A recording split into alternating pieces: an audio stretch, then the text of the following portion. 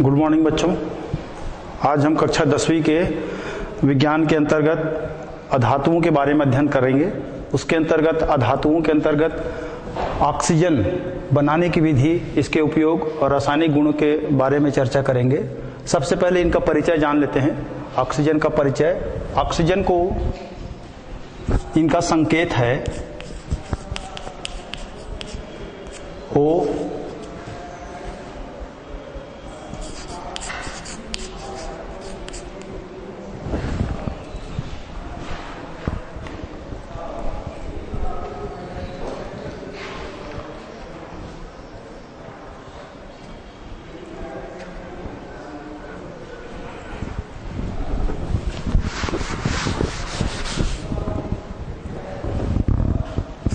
अणुसूत्र,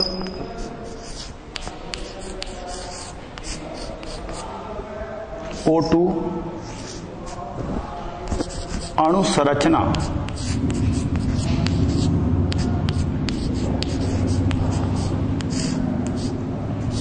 O double bond O।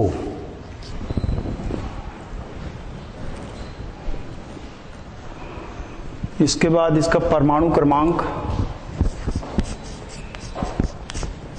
परमाणु क्रमांक 8,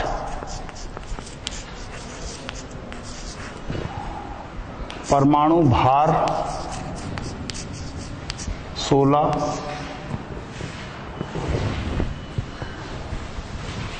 और अणु भार, अणु का भार या अणु द्रव्यमान कह सकते हैं हम, यह है 32।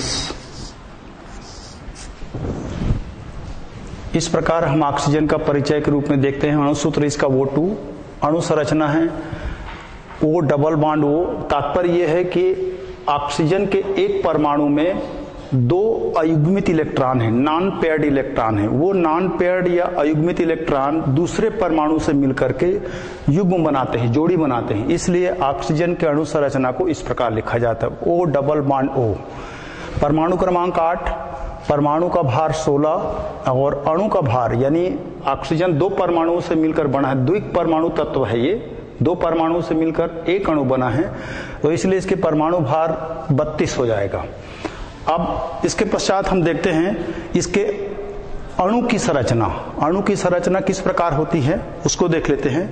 ये दो परमाणुओं से मिलकर बना हुआ है। इसके आखिरी कोष में 6 इलेक्ट्रॉन है। 6 इलेक्ट्रॉन में देख लेते हैं, ये एक परमाणु का ये नाभिक है,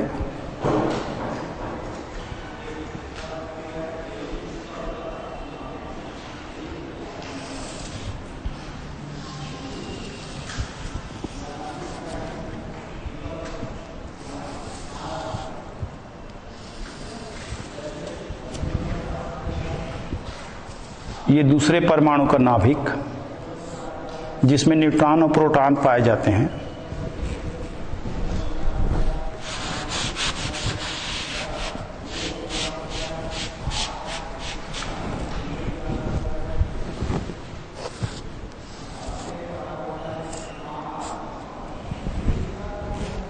इनमें उपस्थित इलेक्ट्रॉनों को देख लेते हैं, किस प्रकार इलेक्ट्रॉन बटे हुए हैं उसको देख लेते हैं। 6 इलेक्ट्रॉन हैं, तो ये 2 इलेक्ट्रॉन और ये 2 इलेक्ट्रॉन, दो जो अयुग्मित इलेक्ट्रॉन हैं, एक ये और दूसरा ये। उसी प्रकार इसका, इस परमाणु का ये इस प्रकार से, ये 2 इलेक्ट्रॉन और ये 2 इलेक्ट्रॉन, यानी प्रत्येक परमाणु में कुल 6 इलेक्ट्रॉन है। 2, ये 2 और 2 4 और 2 6। उसी प्रकार इस परमाणु में 2 2 4 और 2 6। तो ये दोनों जो नॉन पेयर्ड इलेक्ट्रॉन हैं, यानी अयुग्मित इलेक्ट्रॉन, इलेक्ट्रॉन हमेशा जोड़ी में रहते हैं, युग्म में रहते हैं, तो इनके साथ में युग्म बनाएंगे, एक बंध बनेगा, ये दूसरा बंध बनेगा। इस प्रकार इसके अणु की संरचना है। ये अणु की संरचना है, अणु संरचना। परमाणु संरचना को देख लेते हैं। एक परमाणु में 6 इलेक्ट्रॉन होते हैं। ये इसका नाभिक है। नाभिक में 8 प्रोटॉन प्लस नाभिक के प्रोटॉन जो होते हैं वो धन वाले होते हैं, और 8 न्यूट्रॉन में कोई आवेश नहीं होता। ये इसका पहला कोष है जिसमें 2 इलेक्ट्रॉन हैं, ये 2 इलेक्ट्रॉन, और इसके दूसरे कोष में 6 इलेक्ट्रॉन हैं।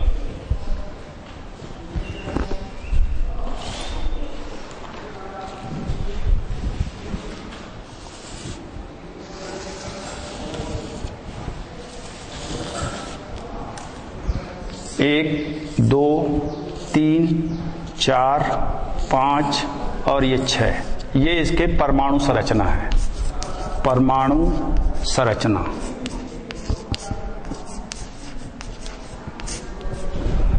इसके बाद आइए ऑक्सीजन के ये अणु संरचना आप देख रहे हैं, ये परमाणु की संरचना है।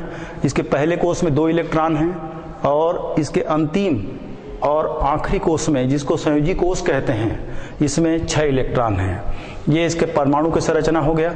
आइए अब इतिहास के बारे में जानते हैं, इसका इतिहास क्या है।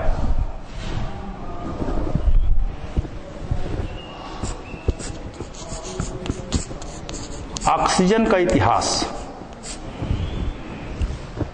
स्वीडन के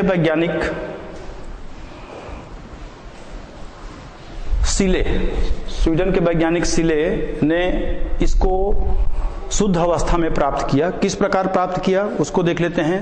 स्वीडन के वैज्ञानिक शुद्ध अवस्था में ये पारे के लाल ऑक्साइड को सूर्य के सकेंद्रित किरणों के द्वारा गर्म करके शुद्ध अवस्था में प्राप्त किया, स्वीडन के वैज्ञानिक सिले ने। उसके बाद इसको प्रिस्टले नामक वैज्ञानिक ने इसके गुणों की खोज किया। सिले ने इसका नाम जो दिया था वो था अग्निवायु। ऑक्सीजन का नाम रसायनज्ञ सिले ने जो दिया था, जिसको उन्होंने पारे के लाल ऑक्साइड से सूर्य के सकेंद्रित किरणों के द्वारा गर्म करके शुद्ध अवस्था में प्राप्त किया, तब उसने नाम दिया था अग्निवायु। उसके बाद प्रिस्टले ने इसके गुणों की खोज किया तो उन्होंने इसका नाम दिया प्राणवायु। प्रिस्टले और लेवाजिए नामक वैज्ञानिक ने दोनों ने इनके गुणों की खोज किया और इसका नाम दिया प्राणवायु, क्योंकि ऑक्सीजन को ही हम श्वसन में ग्रहण करते हैं, इसलिए इसका नाम प्राणवायु दिया।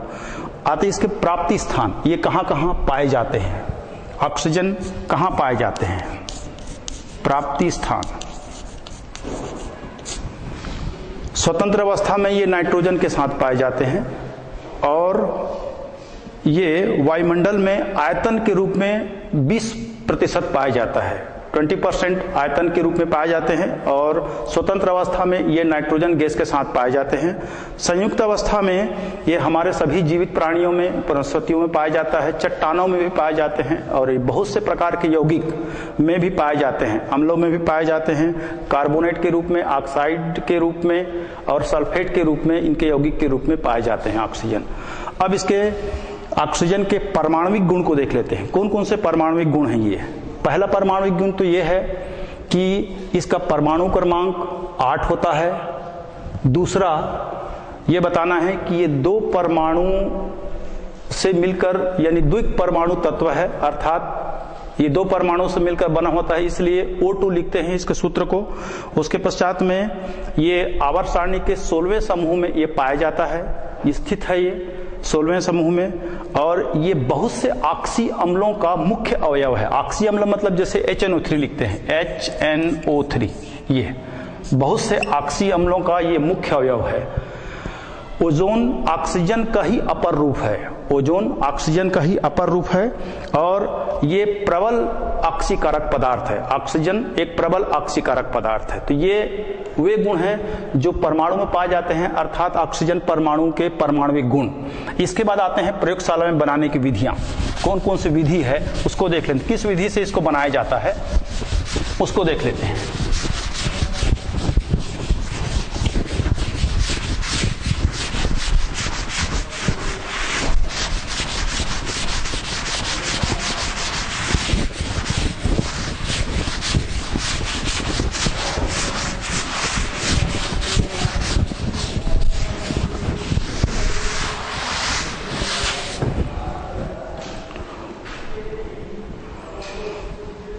ऑक्सीजन को प्रयोगशाला में किस प्रकार बनाते हैं उसको देख लेते हैं। ये प्रयोगशाला में पोटेशियम क्लोरेट और मैंगनीज डाइऑक्साइड उत्प्रेरक की उपस्थिति में गर्म करके हम ऑक्सीजन गैस को प्रयोगशाला में प्राप्त करते हैं। इसका रासायनिक समीकरण इस प्रकार होगा,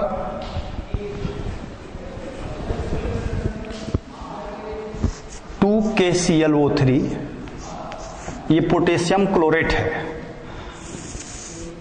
मैंगनीज डाइऑक्साइड MnO2 ये उत्प्रेरक है,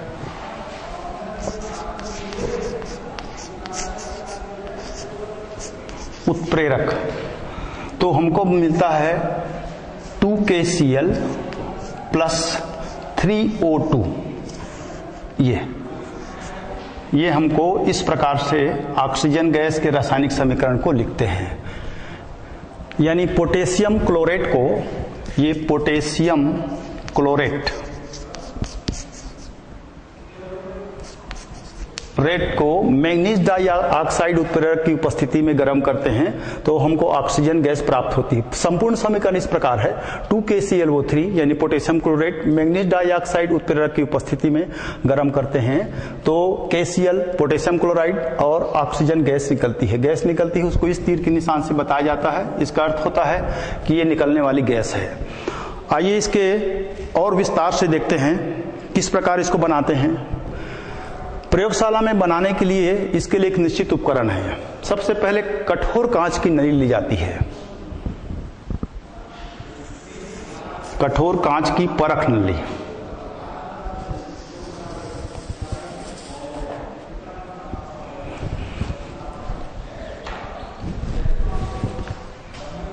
अब इस कठोर कांच की परख नली को एक द्रोणिका से जोड़ देते हैं।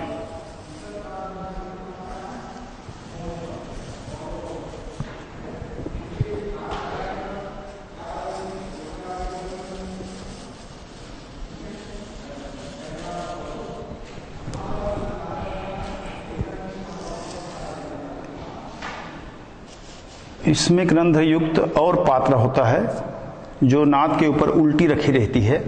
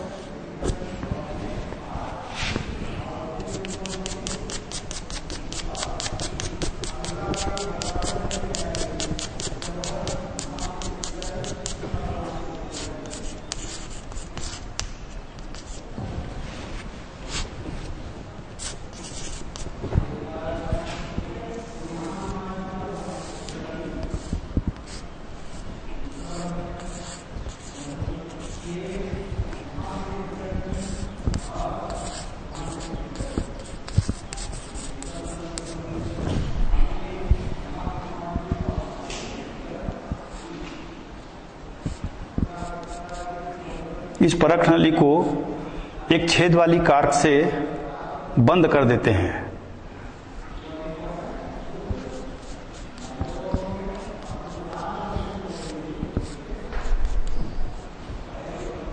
उसके बाद इसको स्टैंड से कस दिया जाता है।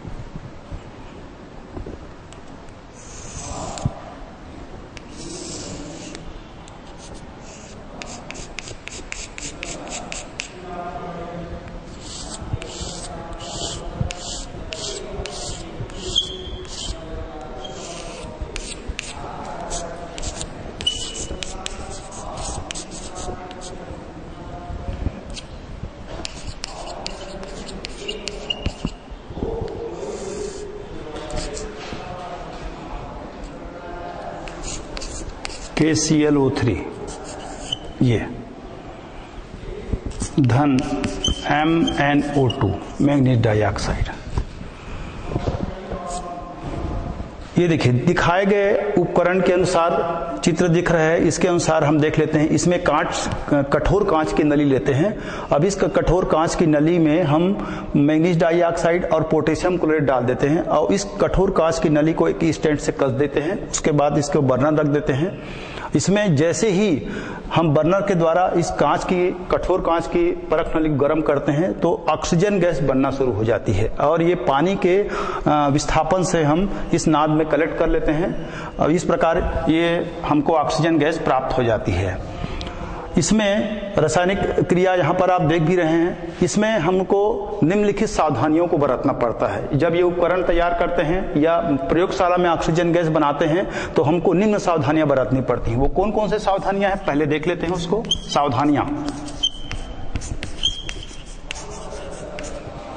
सावधानियां में सबसे पहली बात ये देखना है आपको, ऑक्सीजन को प्रयोगशाला में या लेबोरेटरी में बनाते हैं तो हमको निम्न सावधानियों को बरतनी पड़ती है। नंबर 1, पहला, मैग्नीज डाइऑक्साइड इसमें अत्यंत शुद्ध होना चाहिए। किसी प्रकार का उसमें अशुद्धि नहीं होना चाहिए।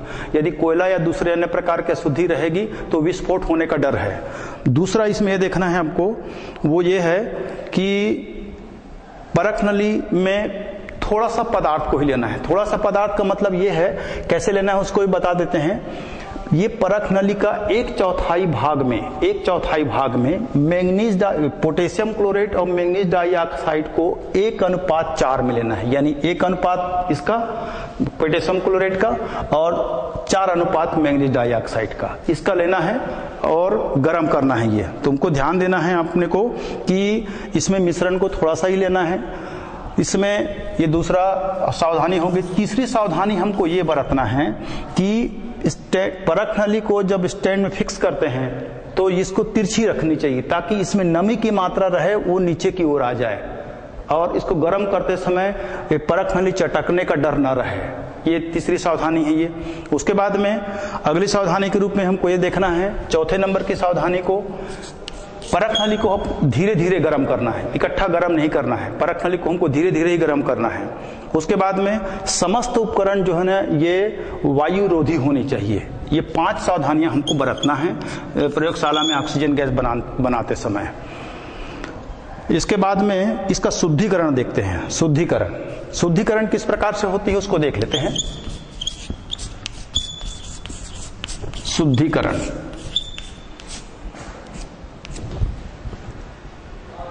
इस विधि से प्राप्त जो ऑक्सीजन गैस है, यदि उसमें अशुद्धियों की मात्रा है तो उन अशुद्धियों को हम किस प्रकार गुजारते हैं। उसमें एक यू नली होती है। यू नली में सोडा लाइम होता है। सोडा लाइम जो है वो कैल्शियम ऑक्साइड और सोडियम हाइड्रोक्साइड का मिश्रण होता है। इसको सोडा लाइम कहते हैं। सोडा लाइम से होकर यू नली से गुजारते हैं तो उसमें दूसरे अन्य प्रकार की जो अशुद्धियां होती हैं जैसे क्लोरीन है और दूसरी अशुद्धियां होती हैं, वो अशुद्धियां यहाँ से निकल जाती हैं। इस प्रकार हमको इस विधि से ऑक्सीजन गैस जो प्राप्त होती है वो अत्यंत शुद्ध अवस्था में पाई जाती है। ये अब आइए इसके भौतिक गुणों की चर्चा करते हैं। भौतिक गुण कौन कौन से हैं उसको हम देख लेते हैं।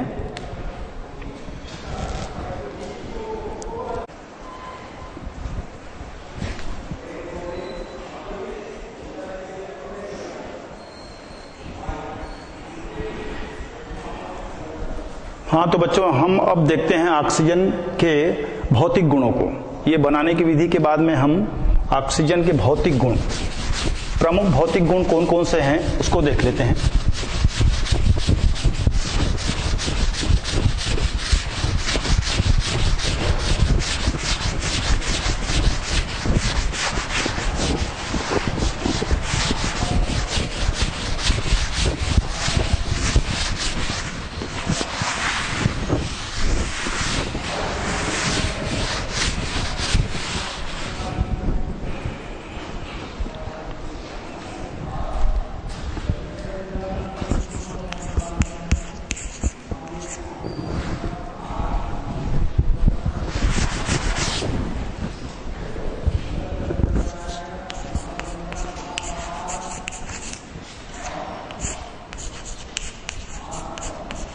ऑक्सीजन के भौतिक गुण।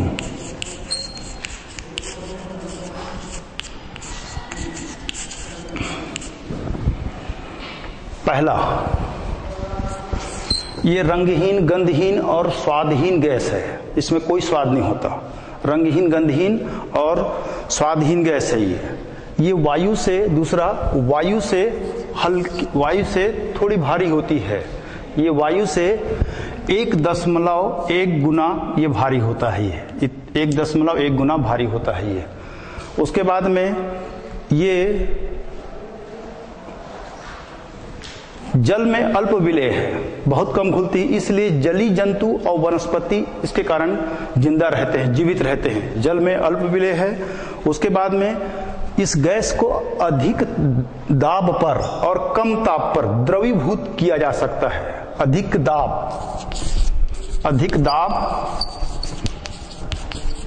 एवं कम ताप पर द्रवीभूत, यानी द्रव में बदल सकते हैं, द्रवीभूत किया जा सकता है ये। यदि दाब को बढ़ाया जाए तो ये ऑक्सीजन हमको ठोस अवस्था में प्राप्त होता है। उसके बाद में ये फ्लोरीन के बाद सबसे अधिक ऋण विद्युतीय तत्व कहलाता है, यानी इलेक्ट्रॉन को ग्रहण करने में जितने शीघ्रता फ्लोरीन दिखाते हैं उसके बाद इसका दूसरा नंबर है इलेक्ट्रॉन को ग्रहण करने में, यानी विद्युत ऋणता का मान फ्लोरीन के बाद इसका दूसरा नंबर है। तो ये इनके भौतिक गुण हो गए। अब इसके प्रमुख रासायनिक गुणों को देखते हैं, कौन कौन से इसके रासायनिक गुण है, किन तत्वों से क्रिया करके किस प्रकार के यौगिक बनाते हैं, उसको देख लेते हैं।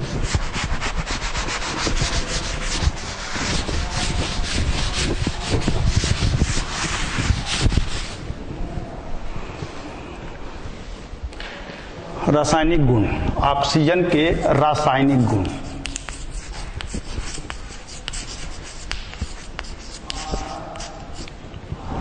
पहला,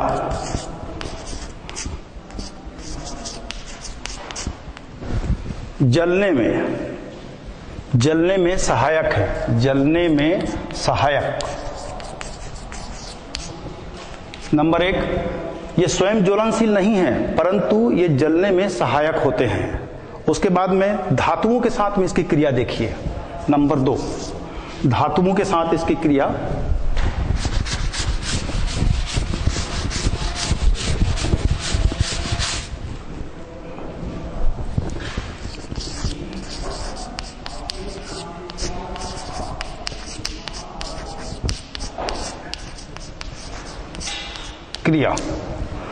मैग्नीशियम के साथ देख लेते हैं इसको। मैग्नीशियम और सोडियम के साथ इसकी क्रिया देख लेते हैं।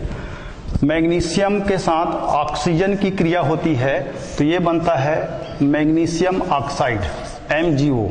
इस प्रकार बनता है ये कहलाता है मैग्नीशियम ऑक्साइड।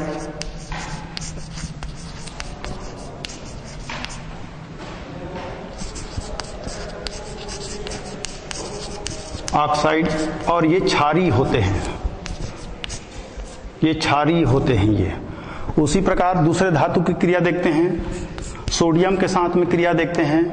सोडियम के साथ Na+O2 it is equal to, इनके साथ में ये Na2O2, ये सोडियम परऑक्साइड बनाते हैं, सोडियम परऑक्साइड।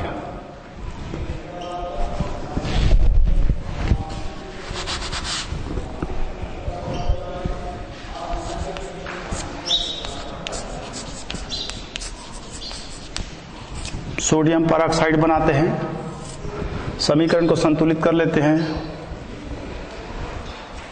ये 2 हो जाएगा।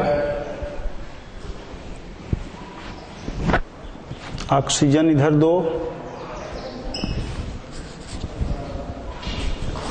ये 4 हो जाएंगे, फिर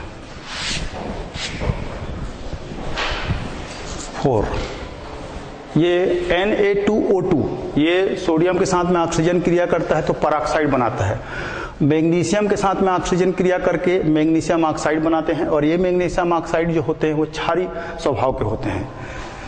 इसके बाद में हम अगला गुण देखते हैं, वो हाइड्रोजन सल्फाइड के साथ में। तीसरा, H2S के साथ क्रिया।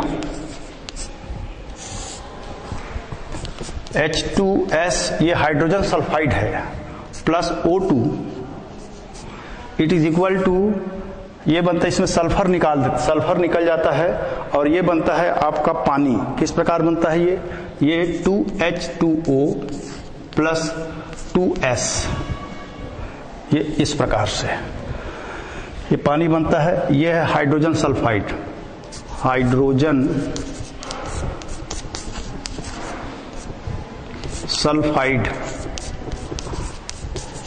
सल्फाइड है ये हाइड्रोजन सल्फाइड। हाइड्रोजन सल्फाइड के साथ में ऑक्सीजन की क्रिया होती है तो पानी बनता है और सल्फर के अवक्षेप प्राप्त होते हैं। अवक्षेप आता है उसको इस तीर के निशान से बताते हैं। इसका मतलब ये होता है कि इस क्रिया में हमको अवक्षेप भी प्राप्त हुआ है, सल्फर के अवक्षेप प्राप्त हो रहे हैं।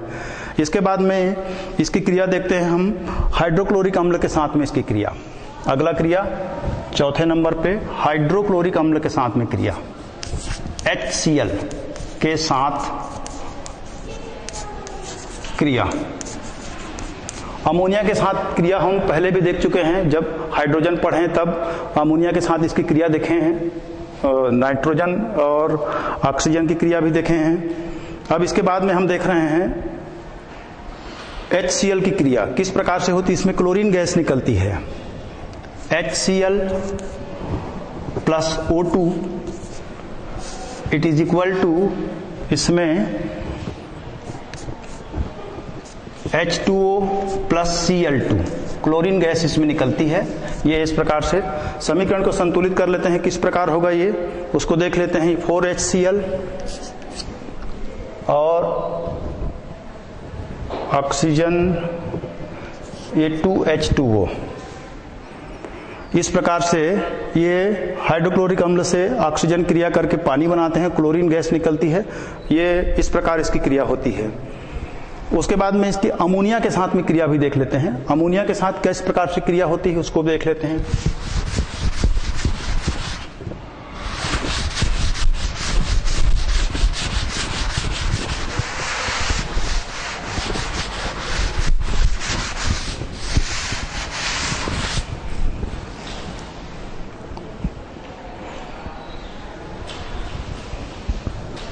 पांचवा, अमोनिया के साथ क्रिया।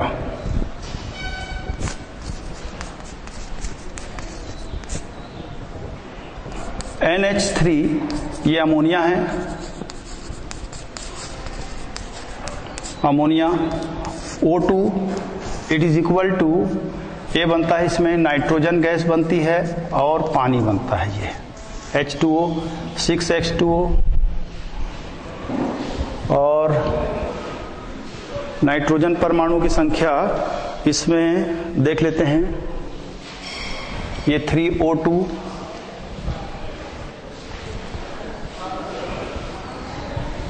ये 4 और ये 2N2। ऑक्सीजन कितने हो गए, 3 दूने 6 ऑक्सीजन। हाइड्रोजन हो गए 6 दूने 12, 4 तिया 12 बराबर है। क्रिया कारक और क्रियाफल दोनों बराबर हैं। ये नाइट्रोजन गैस प्राप्त होती है। तो ये प्रमुख ऑक्सीजन के प्रमुख रासायनिक गुण हैं, जिसमें हमने अमोनिया के साथ क्रिया देखा, हाइड्रोजन सल्फाइड के साथ में क्रिया देखा, धातुओं के साथ में क्रिया देखा, हाइड्रोजन सल्फाइड के बाद में हाइड्रोक्लोरिक अम्ल के साथ में क्रिया देखा। आइए अब इसका उपयोग को देख लें, कौन कौन से उपयोग हैं ऑक्सीजन के, उसको देख लेते हैं। ये उपयोग, महत्वपूर्ण उपयोग, इसको देख लेते हैं। ये प्रकृति में ये जीवधारियों और वनस्पतियों में और जीवधारियों में पाए जाते हैं, ये जिसका हम श्वसन में उपयोग करते हैं, इसलिए इनको प्राणवायु भी कहा जाता है। उसके बाद फेफड़े संबंधी और हृदय संबंधी रोगों में इसका उपयोग किया जाता है। उसके बाद में इसका महत्वपूर्ण उपयोग जब ये हाइड्रोजन के साथ में क्रिया करता है, तो ये उस समय ये क्रिया को हम इस रूप में देख लेते हैं।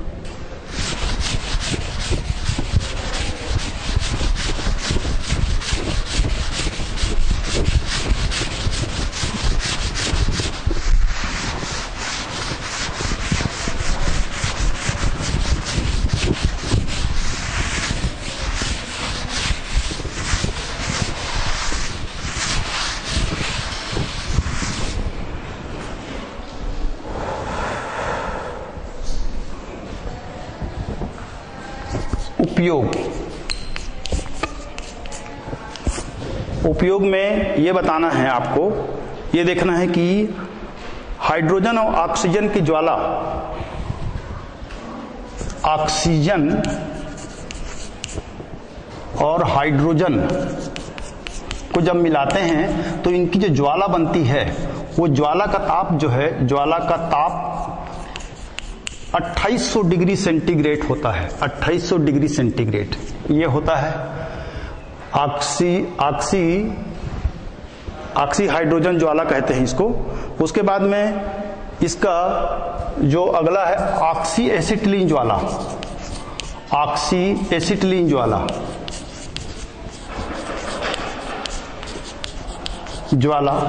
इसका टेम्परेचर होता है 3200 डिग्री सेंटीग्रेड।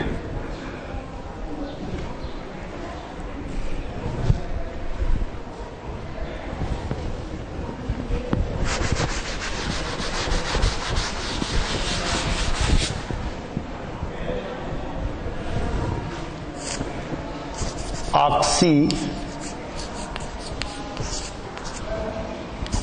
हाइड्रोजन की ज्वाला और ऑक्सी एसिटिलीन की ज्वाला, यानी ऑक्सीजन और एसिटिलीन को मिलाते हैं तो उसकी ज्वाला बनती है, वो 3200 डिग्री सेंटीग्रेड ताप रहता है। और हाइड्रोजन और ऑक्सीजन मिलते हैं, वो ज्वाला बनती है, वो 2800 डिग्री सेंटीग्रेड ताप रहते हैं। ये ताप जो है धातुओं को काटने में और वेल्डिंग करने में इसका उपयोग किया जाता है। धातुओं को कटिंग करने में और वेल्डिंग करने में इसका उपयोग किया जाता है। इसका अगला उपयोग में हम ऑक्साइड बनाने में भी इसका उपयोग करते हैं। इसके द्वारा ऑक्साइड बनाया जाता है। उसके बाद में यह ओजोन गैस के बनाने में भी काम आता है। बहुत से प्रबल ऑक्सी अम्ल से बनाए जाते हैं। इसके अलावा ऑक्सीजन एक प्रबल ऑक्सीकारक पदार्थ है ये, और बहुत से यौगिक इससे भी बनाए जाते हैं। सल्फ्यूरिक अम्ल हैं, नाइट्रिक अम्ल है, क्लोरीन है, इससे बनाए जाते हैं। इस प्रकार हम अधातुओं में 3 गैसों के बारे में अध्ययन किया।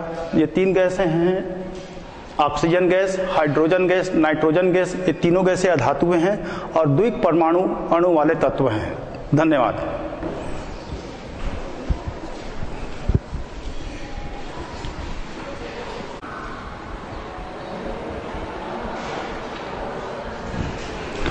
हाँ, तो बच्चों इसमें एक और त्रुटि सुधार लीजिए आप लोग। इसमें अधातुएं पढ़ रहे थे, अधातुएं के अंतर्गत हम ऑक्सीजन पढ़ रहे थे। ऑक्सीजन के अंतर्गत जो हम रासायनिक समीकरण देख रहे थे उसमें रासायनिक समीकरण संतुलित नहीं था। वो रासायनिक समीकरण को आप संतुलित कर लीजिएगा। ऑक्सीजन के साथ में सोडियम की क्रिया, पहले तो सोडियम परऑक्साइड बनता है जो कि क्षारीय धातु है। Na पहला Na+O2, इनके साथ में इसको क्रिया कराते हैं। ये उच्च ताप पर क्रिया होती है, उच्च ताप पर। तो सोडियम परऑक्साइड प्राप्त होता है, Na2O2 हमको प्राप्त होता है। ये सोडियम परऑक्साइड है जो कि क्षारीय धातु है, जो कि क्षारीय धातु क्षारीय ऑक्साइड है। ये क्षारीय ऑक्साइड है ये। इसको सुधार लीजिए, समीकरण संतुलित करके देख लेते हैं। ये आएगा 4Na+2O2 और इट इज इक्वल टू, तो ये आ जाएगा 2Na2O2। ये सोडियम परऑक्साइड है जो कि क्षारीय ऑक्साइड कहलाता है और ये क्रिया जो होती है वो उच्च ताप पर होती है। तो ये समीकरण को सुधार लीजिए बच्चों। 4Na+2O2 उच्च ताप पर, तो ये बनता है 2Na2O2। ये सूत्र है सोडियम परऑक्साइड का जो कि क्षारीय ऑक्साइड है ये। इसी के अंतर्गत एक दूसरा रासायनिक समीकरण है, वो हाइड्रोक्लोरिक अम्ल का ऑक्सीजन के साथ में क्रिया, ये क्रिया होती है। ये क्यूप्रस क्लोराइड उत्प्रेरक की उपस्थिति में क्रिया होती है। क्यूप्रस क्लोराइड उत्प्रेरक की उपस्थिति में ये रासायनिक अभिक्रिया होती है। तो ये क्लोरीन गैस और पानी बनता है, 2H2O+Cl2। ये गैस बनती है क्लोरीन गैस ये इस प्रकार से समीकरण को संतुलित कर लेते हैं। समीकरण संतुलित करेंगे तो ये हो जाएगा 4HCl प्लस 2O2, तो ये हो जाएगा 2 दूनी 4 हाइड्रोजन और 4H2O आएगा। सॉरी, ये यहां पर गलत हो रहा था, ये इस प्रकार है O2, 2 दूनी 4 हाइड्रोजन, 2 दूनी 4 हाइड्रोजन और 2 ऑक्सीजन और क्लोरीन है इधर 4, तो इसको अपन 2A2Cl2 कर लेते हैं। ये संतुलित समीकरण है। संपूर्ण समीकरण इस प्रकार होगा। ये हाइड्रोक्लोरिक अम्ल जो है वो ऑक्सीकृत हो जाता है, ये ऑक्सीकृत हो जाता है हाइड्रोक्लोरिक अम्ल, हाइड्रोक्लोरिक